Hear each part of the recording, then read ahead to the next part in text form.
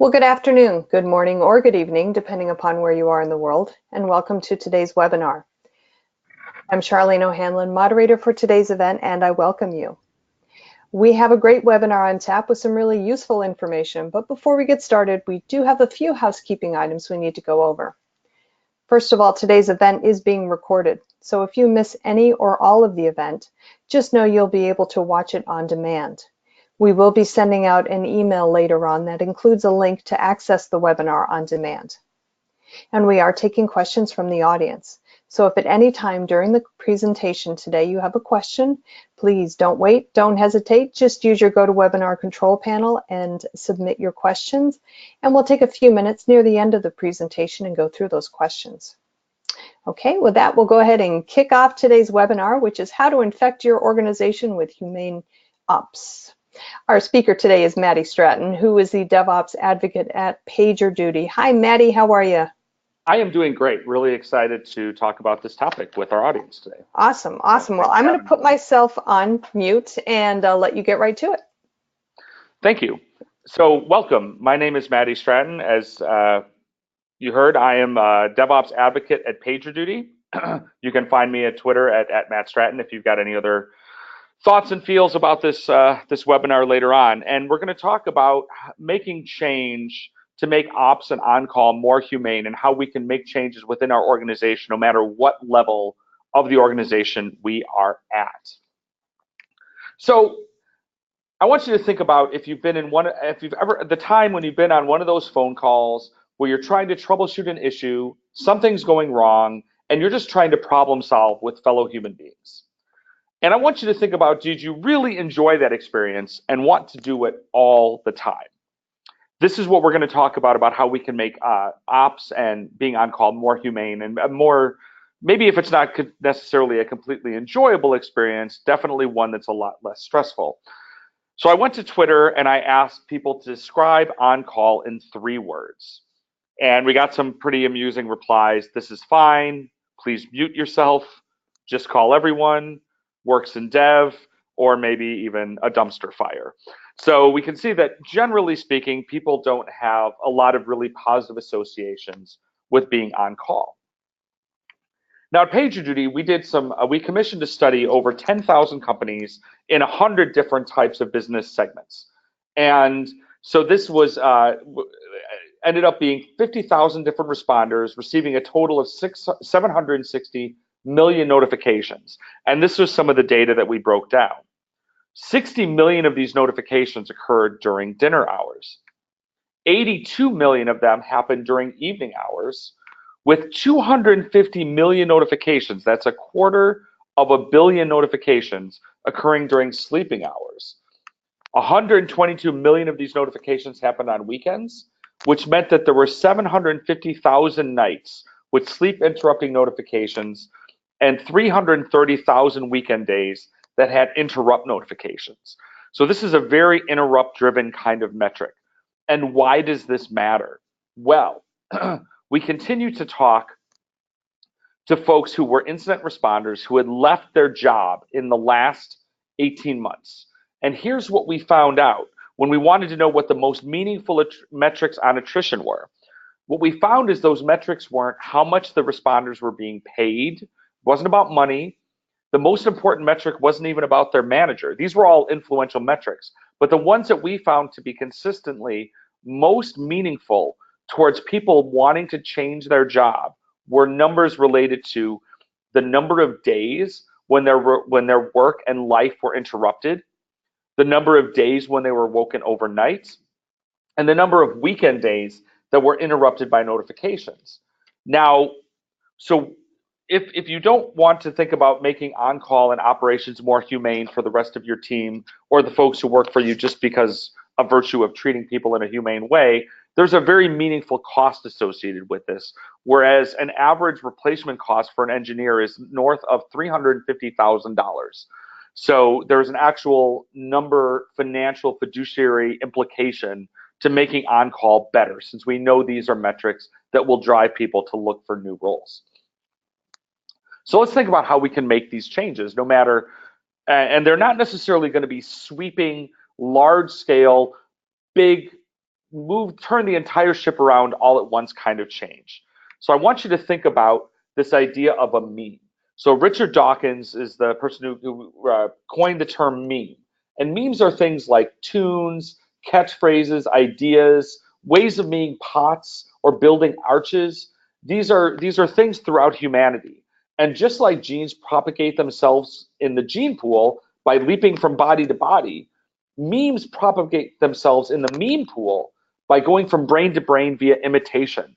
So what we're trying to do here is understand that when a small group within an organization starts doing work better, it will propagate through the organization through imitation, because other teams and other parts of that organization are going to want those same great results. So we'll take a little brief interlude to talk about a book called Snow Crash, which is a science fiction cyberpunk book. And why is this relevant? Well, so in the book Snow Crash, the aforementioned Snow Crash is this neural linguistic virus. So the bad guys figure out how they're going to unlock this virus, and they spread it from hacker to hacker, kind of like a meme. And there's a lot of cool little swordplay that happens. But the reason this comes up is that we think about this idea that the author says, Neil Stephenson, he says, ideology is a virus. Remember, memes are another way of evolving across generation. And so this happens within the world of Snow Crash, but it can happen in your organization as well. The ideology of making on-call more humane can spread through your organization like a virus. So we're going to think about different ways that you can affect this change depending upon the role that you play in your organization. So let's say you're in senior management. You are some type of supreme leader of a large department, you're in some type of executive position. So one of the things that you can do to help affect this change is, number one, understand that command and control typically does not work. This is something that has been inherited from a militaristic way of thinking, which is we're thinking, well, this is the way it works in the military, which is top-down approach. The reality is no modern military actually follows this anymore anyway. They follow a process called maneuver warfare, which is to understand that the boots on the ground, the individual contributors, have more situational awareness than the senior leadership. So we focus on outcomes rather than being very specific and directing how we want work to be done exactly. Use measurement for good, not for evil. So it's important to measure a lot of things in your organization because this is how we know that we're getting better. But when we take certain measurements to understand the health of our organization and we apply them to then be performance metrics about how we evaluate an individual contributor's performance, this can be very, very damaging. So a good example is one of the things that we have observed at PagerDuty through our research is that when an individual is getting burned out, they will actually reply to pages and alerts more slowly than someone who isn't on the verge of being burned out. Now, using that measure for good is to be able to look at that indicator and say, my team is becoming unhealthy. I need to understand if they're being burned out, rather than saying, oh, well, I see that Sarah is replying to pages more slowly, so I'm going to put her on a performance plan. Similarly, it's important to understand how many SEV1 incidents that our line of business might be experiencing month over month. But if that is the term that we're using to measure whether or not the system and the team are healthy and doing a good job, what you're going to run into instead is, instead of worrying about metrics like mean time to resolution or mean time to acknowledge, you end up encouraging a metric I like to call mean time to innocence, which means most of the time during incident response is now spent trying to prove that it really wasn't a SEV1. And then finally, avoid the idea of executive swoop, right? Which during an incident call might look something like this. This can be very demotivating to responders, right? We understand that the executive coming in on an incident response call and offering tips and suggestions and ideas is just trying to be helpful, but it can be very, very distracting when you have your subject matter experts working just as hard as they possibly can. So watch out for these particular ideas if you are indeed the supreme leader of a function or an organization. Now we might think about folks that are more managing a squad or a smaller team. And what are some of the things that you can do if you're in a role similar to this?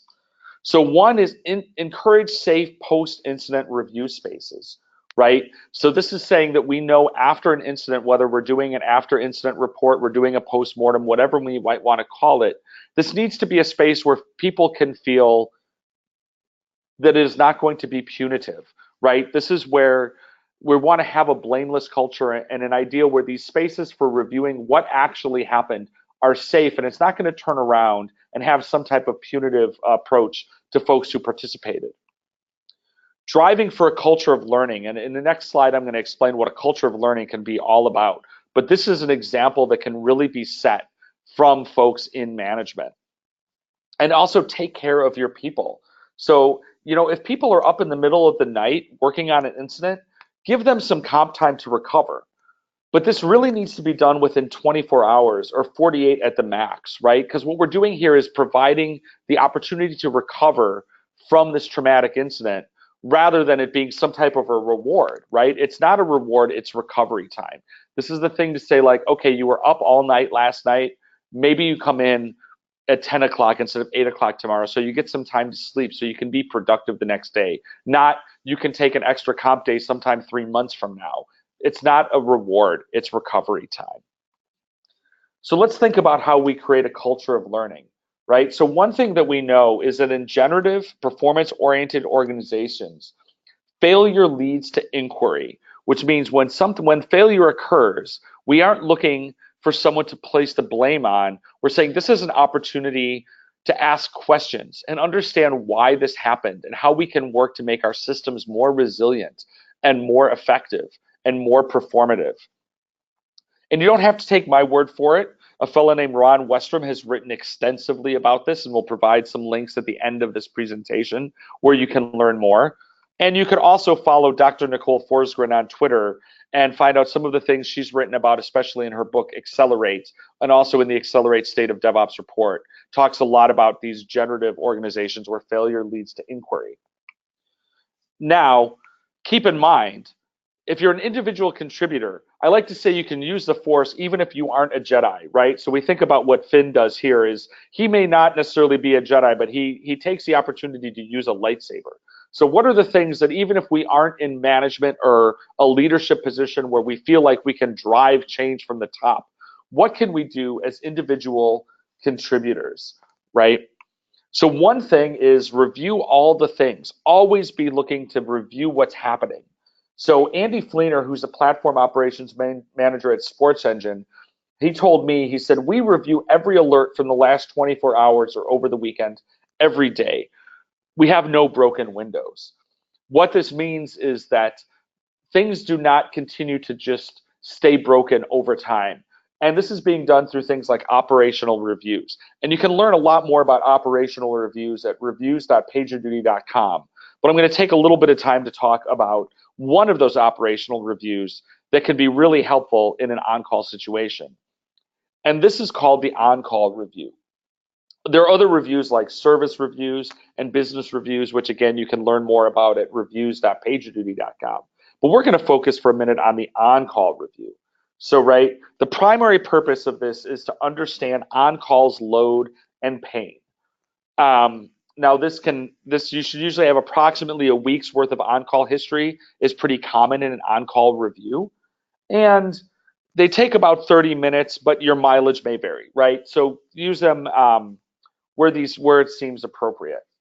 They tend to be part of a handoff, right? So they're typically instituted and managed by a team manager, but you can have the review coincide with shift schedule. So the meeting is usually then run by on-call responders, typically by the on-call responder whose shift is ending. The minimum attendees for this are going to be your team manager, the outgoing on-call engineer, and the incoming on-call engineer.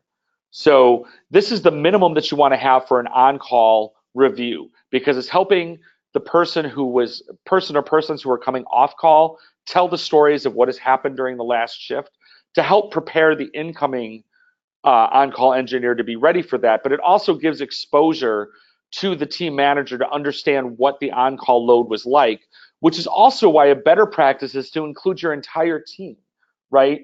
This is an effort to help maximize knowledge transfer and shared accountability. So it's not just something you find out about when you're going on call, but you see how these handoffs are occurring, and it helps the whole team understand things a lot better. So when you think about this idea of something called, when we talk about reviews, this helps us avoid something called normalization of deviance, right? So if we don't treat every outage or alert as something we can learn from or something to improve, we're running the risk of normalization of deviance, right? So what is normalization of deviance? This is a gradual process. And then when unacceptable practice or standards become acceptable. And in our case, this is when we start to accept alerts or degradations as being acceptable. Our standards start to suffer. I want you to think about how many times you've run into a scenario where like, oh, well, that test fails all the time. We're just used to it.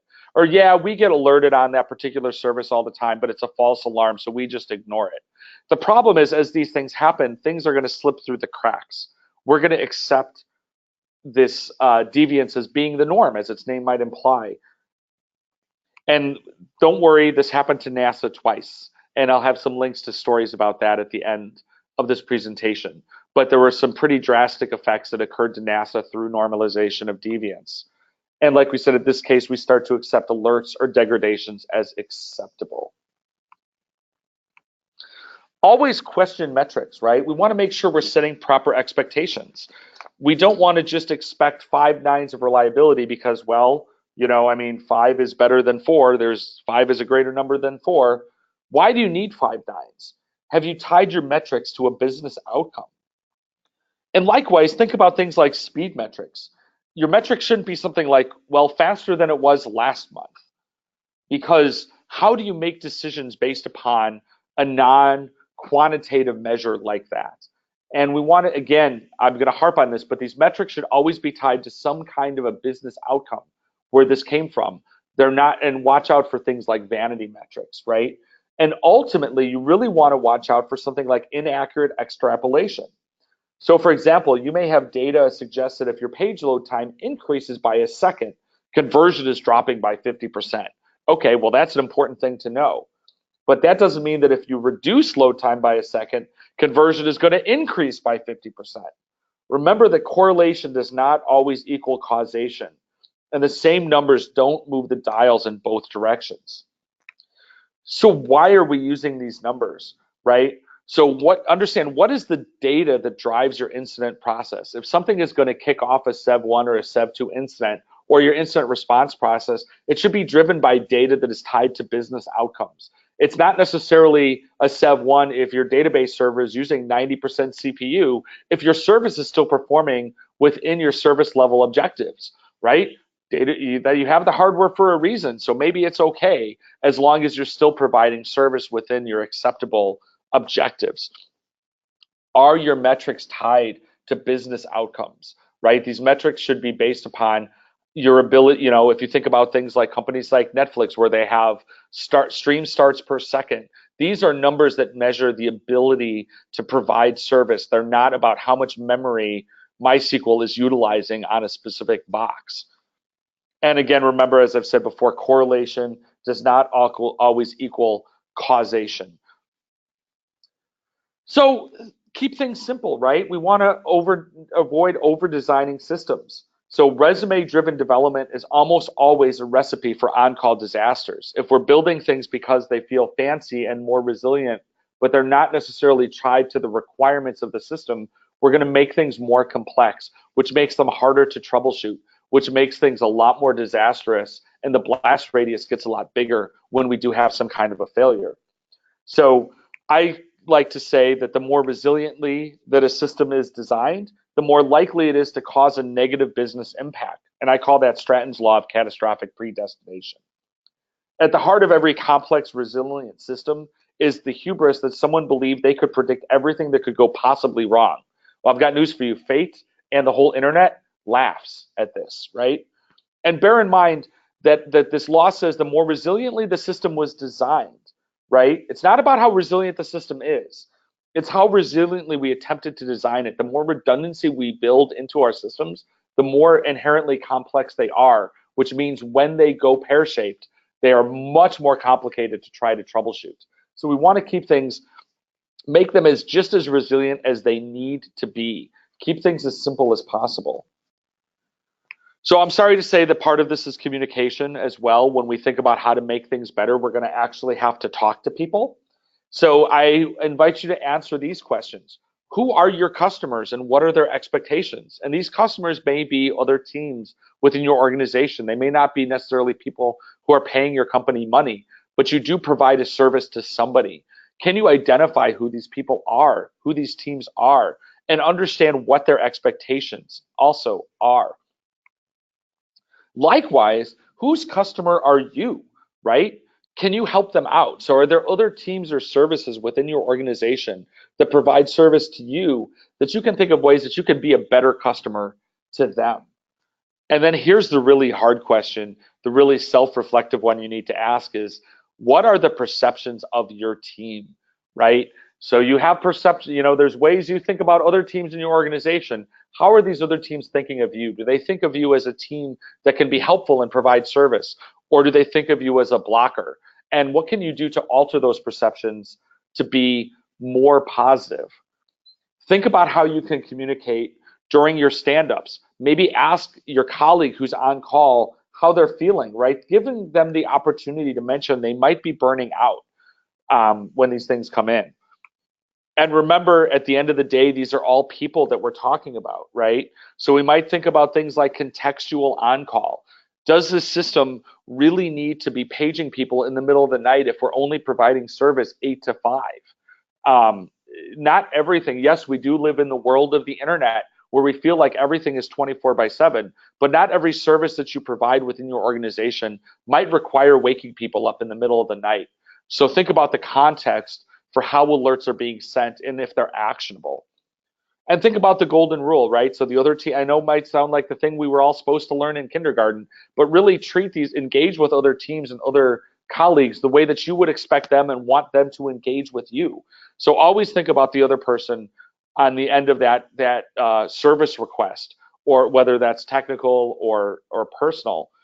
And cookies can always help. So I like to think about this idea of cookie ops.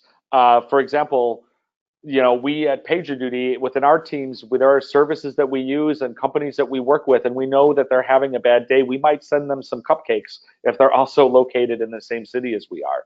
And just think about ways that you can creatively maybe have some empathy for other service, either teams within your organization or folks that you know who might be having one of those tough ops days, and how things can be made better for them. So let's think about maybe one of the things you could do to kind of make things better is volunteer to help as an incident commander within your organization. What's an incident commander? Maybe you don't have them. Maybe you should. So we're going to talk about a couple of very quick things that you can do as some of the roles and things to do during an incident response to make things better.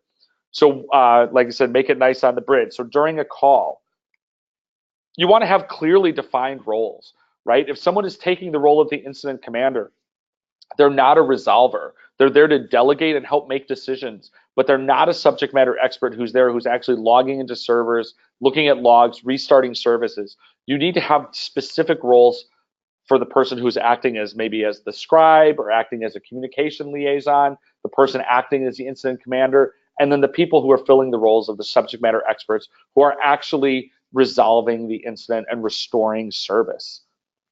We want to avoid the bystander effect, which means we need to be able to assign things to specific people. If we say, can someone, that is a key way of ensuring that no one will do it. So we need to sit there and say, George, I need you to go and look at the firewall logs and report back in 5 minutes.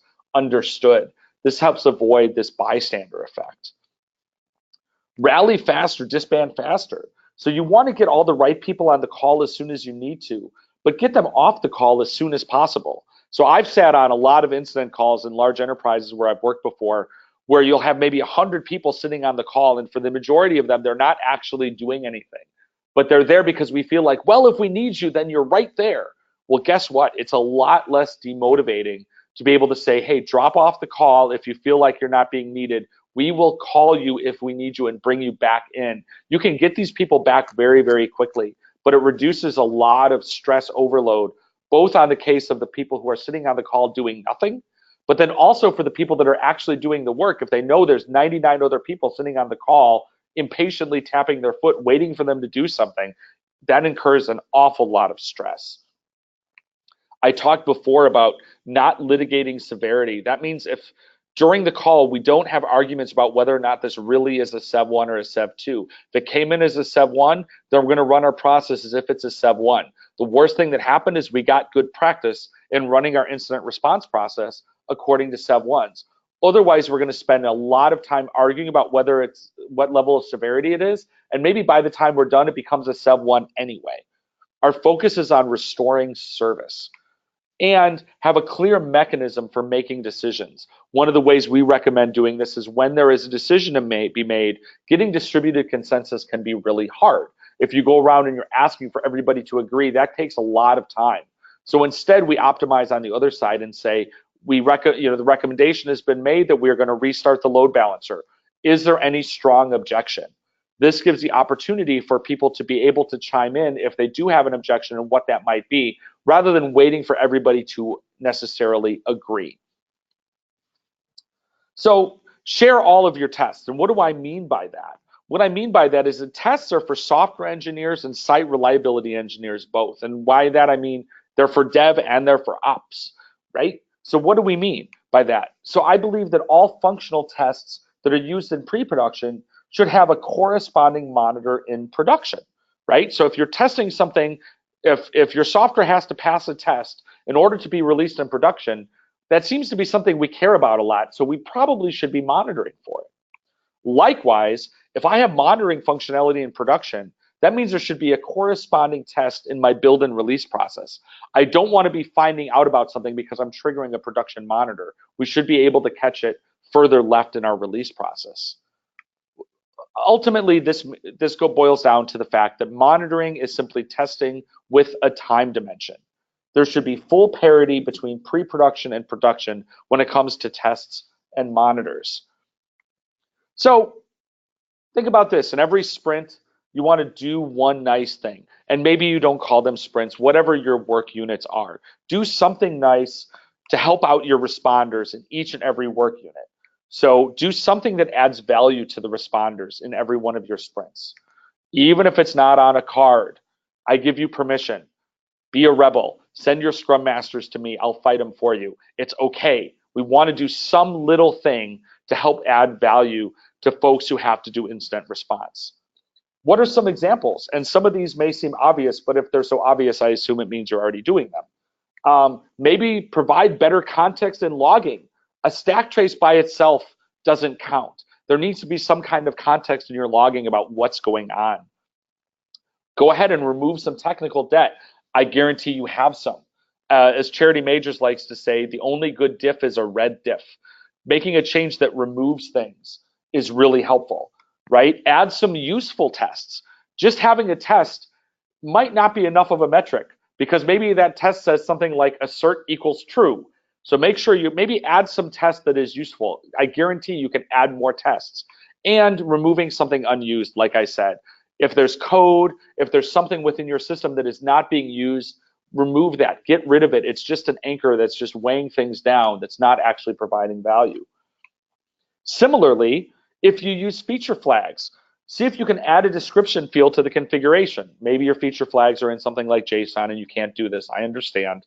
But try to figure out some way so that their feature flag is actually useful. And give it a useful name. Don't call it like unicorn magic or something like that. It needs to be called like, accept discover card or something like that, whatever the feature is that you're adding, so that your responders understand what that feature does. If you use runbooks, make sure they're up to date every time that you cut a release. If you aren't able to do this, if it's too much work to update your runbooks on every release, then maybe you might abandon the runbook altogether. I believe that an incorrect runbook is considered harmful. This is a little controversial, but come along with me on this ride. If the runbook is out of date, it is actually potentially more damaging than having no runbook whatsoever. And again, look for ways to simplify. Look for ways. Our systems are going to be super complex, even if we don't try to make them complex. So look for ways to simplify things. So some further reading. So I referred to at the beginning to this survey that we did, this case study. It's called with all of the information about folks who were incident responders that had left their position.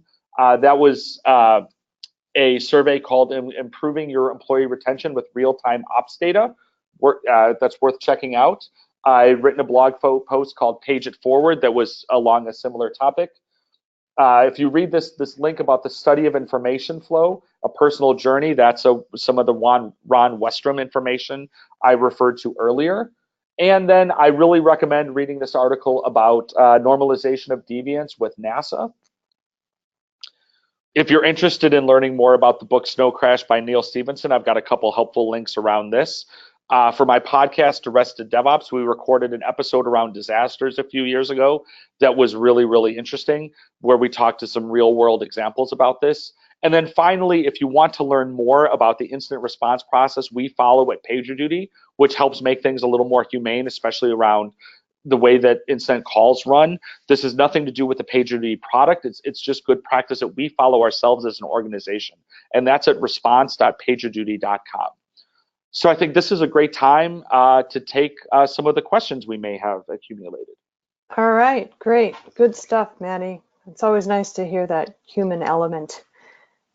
All right, let's look at some of these questions here. First one, what are some of the things that we can do to help minimize a focus on severity levels?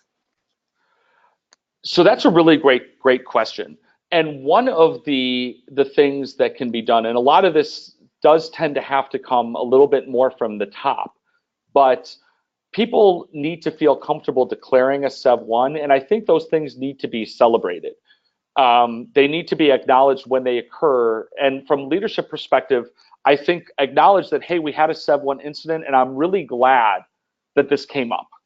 And thank you, Joe, for raising this incident. And yes, maybe it turned out that it wasn't really a SEV1, but I'm really glad that you pulled the trigger on this, that you pulled that alarm, because it helped us have exposure to that. So a lot of celebrating high severity incidents, it's kind of this idea of celebrating failure. It makes us feel comfortable in doing this and not something we're going to be penalized against.